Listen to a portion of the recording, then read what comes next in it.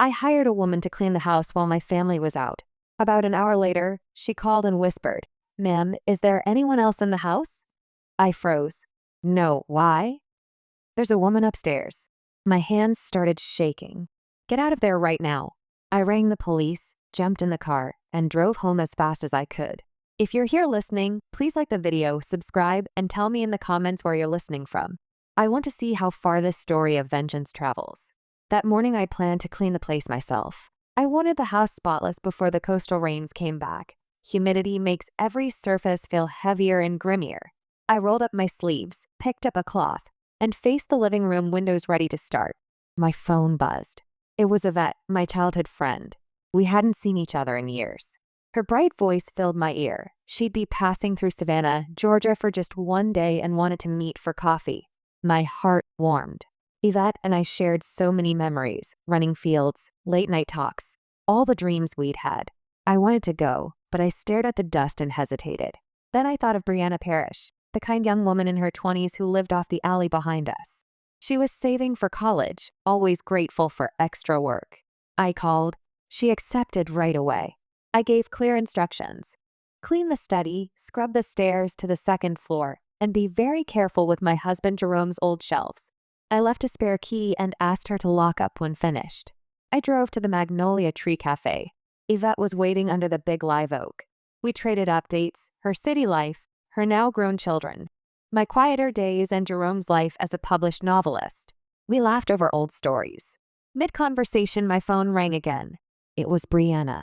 I smiled, thinking she was done, but I only heard tight, shaky breathing. "Miss Simone," she whispered. "Is anyone else in the house?" My stomach dropped. "No, I'm at coffee. Jerome's at the publisher and won't be home until tonight." "What's wrong?" A few seconds of nothing but her breath. Then, "There's a woman on the second floor." I was cleaning the stairs. She wore a long white dress, hair all messy. She walked down the hall and disappeared into the last room. Ice ran through me. I told Yvette there was an emergency and rushed out. Into the phone. "Brianna, get out now. Lock the door. Wait outside." "I'm on my way." I called the police while driving, voice shaking as I explained there was an intruder. I tried calling Brianna back. No answer. Each ring pounded in my chest. Savannah's streets felt endless even as I pushed the speed limit. When I pulled up, a police cruiser was already there. Brianna sat on the steps, hunched, pale, eyes wide with fear. I hugged her. "Are you okay? Did you see anything else?" She shook her head, too rattled to talk. Two officers came out, a serious older man and a younger partner. They said they'd checked everywhere, rooms, closets, under beds, even the backyard shed. No one. No forced entry. Doors and windows locked. Not a scratch or odd mark. I exhaled, but a niece stayed with me. Brianna whispered that she swore she'd seen the woman, more like a shadow than a person, and that she would not go upstairs again. I believed her. She's not one to invent stories. Just then Jerome's sedan rolled over the cobblestones. He stepped out, surprised to see the police. I told him what happened. Instead of alarm, he offered a faint, almost playful smile. He patted Brianna's shoulder. "You were likely tired and mistook a reflection for a shadow," he said gently. "This house is old, corners play tricks." Brianna looked down. I knew she was honest, but Jerome's calm made me doubt myself. I apologized to the officers, paid Brianna, reminded her to rest, and said I'd call her if I needed help again. 3 months later, I retired. No more rushed mornings or chasing deadlines. The old Savannah house became my world, but the slower pace left me awake at night, listening to the clock in the dark. That's when I started hearing noises from the attic. At first, small thuds, easy to wave off as wind or old wood. Then they grew clearer. The scrape of a chair leg, slow, heavy, soft, steady footsteps. Even the quiet rustle of paper, like pages turning. At breakfast, I told Jerome, "Honey, I'm hearing noises in the attic. It's not the wind. It sounds like someone's up there." He yawned over the paper. "Rats, Simone. The attic's old and cluttered, mouse paradise. I'll get traps." The next day, he brought big metal traps and set them at the attic ladder. "There, now you can sleep." Oddly, the sound stopped. No steps, no scraping, no pages turning. I felt relieved. Maybe he was right. But then other things began. One afternoon, I bought a spicy sausage from the market, my favorite. Jerome hates anything spicy. He won't even taste it. I wrapped it and put it in the fridge for the weekend. Next morning, a big chunk was missing, the cut uneven, as if someone sliced it in a hurry. I asked Jerome, "Did you take some sausage?" He frowned like the question was silly. I felt like trying something spicy yesterday. Just a little. It was good. I stared. He never eats spicy. I let it go. Days later, the sausage was gone. No trace. I didn't ask again, but the cold knot in my chest stayed. Then, one Saturday, we drove to Charleston, South Carolina to see old friends. We left early and got home late. I went to the second-floor bathroom and stepped into a puddle. The floor was soaked, water seeping around my sandals. Drops still slid down the shower walls. My heart hammered. No one had been home. Jerome? He looked shrugged. Must have been an afternoon rain through the vent. I peeked outside. The street was dry under the lamps. "It hasn't rained," I said. He frowned, slightly annoyed. "Then a leaky pipe. You worry about nothing. I'll call a plumber tomorrow." He didn't. The bathroom stayed dry. The explanation didn't settle me. The attic noises, missing food, unexplained water, it all felt like scattered pieces of a picture I couldn't quite see. A week later, I tidied Jerome's study, his pride. A small upstairs room with dusty oak shelves and hundreds of books and papers. I imagined donating some to the library someday. I stood sorting his desk piles, drafts, notes, paper stacks everywhere. I lifted a heavy stack and the papers slid to the floor. The sound made me jump. As I bent to gather them, a small wooden drawer, stuck for years, popped open with a dry click. Inside was a little hardback notebook with a worn brown leather cover. It didn't look like Jerome's. He prefers modern things and hates handwriting, says it's slow and messy. He types everything, even grocery lists. I opened the notebook. The pages were filled with a woman's careful script. Story sketches, characters, plot ideas. A mountain town where a woman waits for someone who never returns. A buried secret described in chilling detail. The style echoed Jerome's voice from his most famous novels. My pulse raced. This couldn't be coincidence. Whose notebook was it? A collaborator? A gift? I slipped it back, pushed the drawer shut, and left it hidden. That night, sleepless, I stared at the ceiling. Around 2 o'clock, a faint creak sounded in the hall. My mind jumped to the attic door we rarely opened. I got up quietly, no lights. Moonlight showed a sliver of darkness where wood should be. The attic door was ajar. A cold, damp draft came down, smelling of old paper. I woke Jerome. "The attic door is open." He got up, irritated, and walked ahead of me. By the time we reached it, the door was closed, latch tight, no scratch or mark. He looked tired and disappointed. "You're wound too tight, Simone. You're not sleeping, and you're seeing things. Come back to bed." I lay down but stared at the ceiling, doubting myself for the first time. After that, I tried to act normal, but I watched Jerome more closely. He picked up a new habit. Around 10 o'clock each night, when I was in bed with a book, he'd say he needed to work in the study. It's a tough part of the manuscript. He'd say softly, "You sleep first." One night, I woke thirsty. The clock read almost 1 o'clock. I reached for Jerome's side, cold, empty. I slipped on my robe and checked the study. Dark! Chair tucked in. No one. Jerome? No answer. I went to the kitchen. Empty, quiet. As I passed the stairs, I heard the faintest step. I looked up. A shadow came down slowly. It was Jerome, barefoot, careful, carrying one of our porcelain dinner plates. When he saw me, his eyes widened. The plate slipped, hit the stone floor with a sharp crack, and shattered. It was spotless, no food, no grease, as if it had been washed. "What were you doing up there?" I asked, voice shaking. "I thought you were in the study." He bent to gather the pieces, buying time. "I'm stuck on the ending," he said. "The editor keeps pressuring me." I needed a quiet place, so I went upstairs. I got hungry and took some food. I helped him pick up the shards, feeling distance in the brush of our hands. Maybe the pressure was getting to him, I told myself. Maybe I was overreacting. By midday, he appeared in a gray suit, small suitcase in hand. "I need to go away for a few days," he said flatly. "Maybe Atlanta. A change of scenery." Jerome never traveled without planning and never without talking it through. Why so sudden? I asked. He stared at the window light on the dusty glass. The idea just came. Be careful while I'm gone. At the door, he turned back, gripped my shoulders a little too hard. While I'm away, don't let anyone in, especially no one from the publishing house. If Mr. Sterling, my editor, comes by, tell him I left and you don't know when I'll return. I nodded, uneasy. It didn't sound like a suggestion. It sounded like an order. About 2 hours after he left, the doorbell rang. Through the peephole, I saw Mr. Sterling with a young assistant. I hesitated, then opened.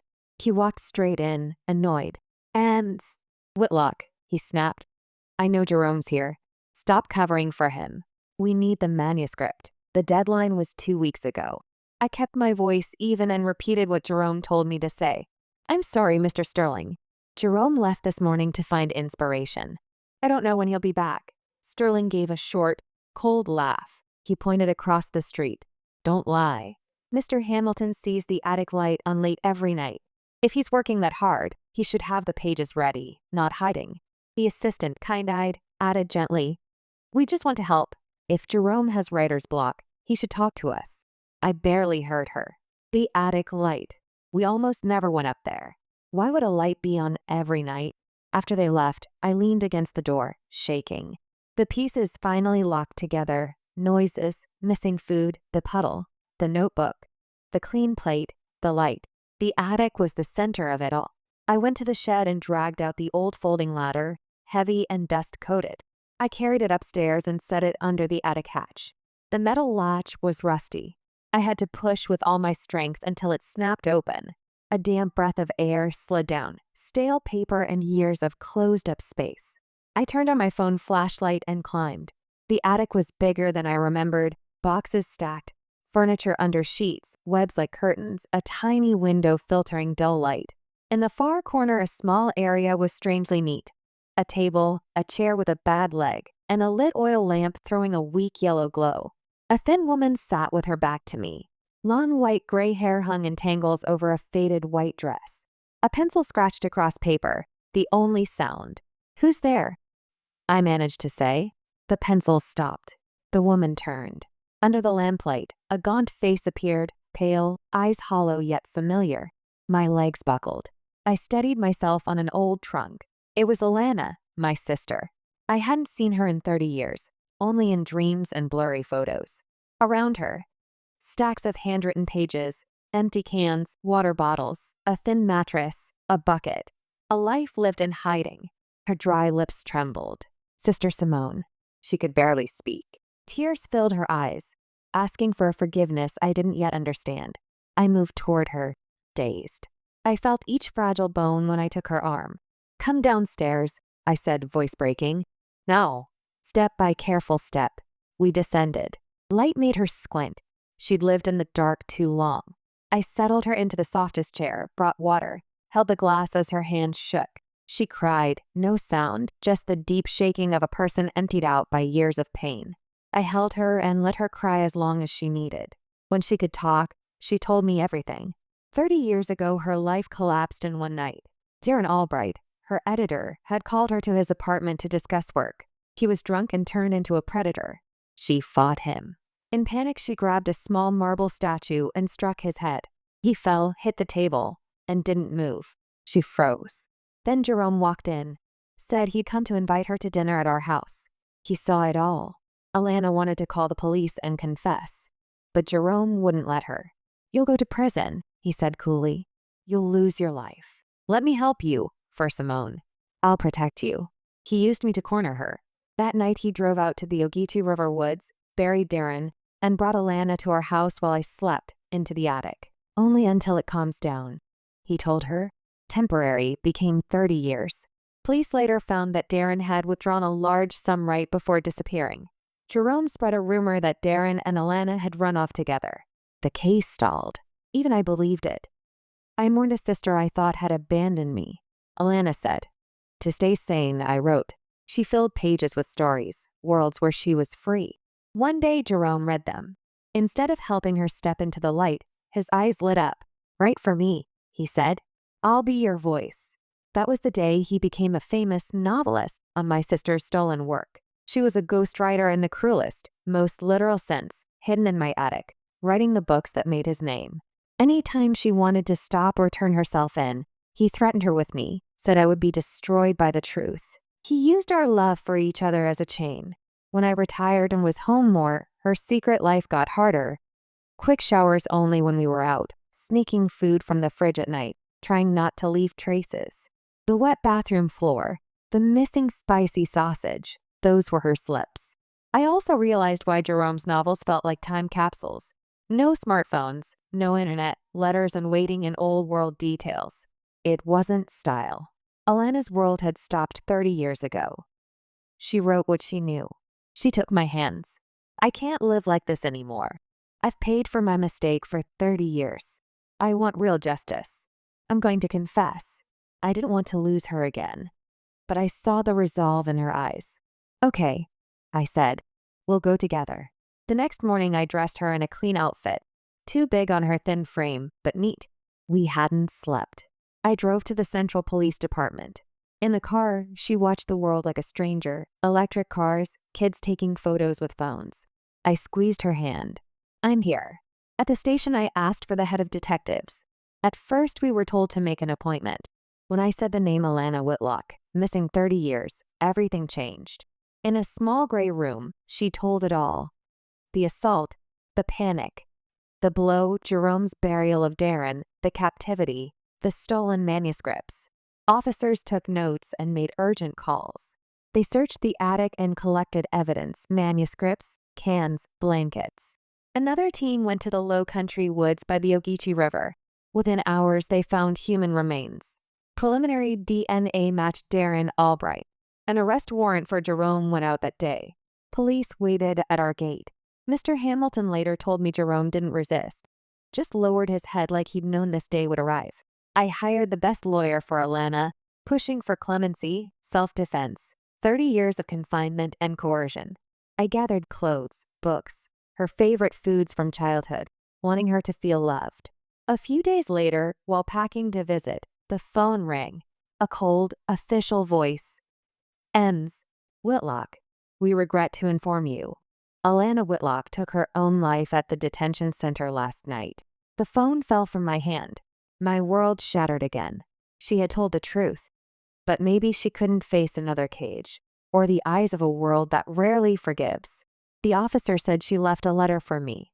I held it, tears already blurring the page. Her writing, the same soft script from the attic, was shakier now. Dear Sister Simone, when you read this, I will be free.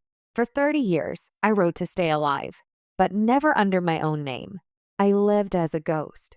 It is time for that ghost to dissolve. The final manuscript is in a wooden box under the table in the attic. It is about me. If you can, please let it carry the name Lucia Whitlock. Lucia, the pen name she once dreamed of using. I pressed the letter to my chest. I would honor her wish. Jerome's trial came months later and became a national scandal. The ghostwriter of Savannah case. Headlines told of a young woman hidden away, her talent stolen to build a man's career. With Darren's remains, the attic evidence, and Alana's statement, Jerome confessed.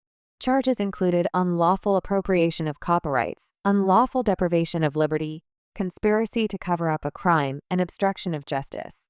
The sentence fit the crimes, but I felt no relief. The man I loved had vanished the day the truth surfaced. I didn't attend the trial. I couldn't look into those eyes again. Instead, I climbed back to the attic, no longer a prison.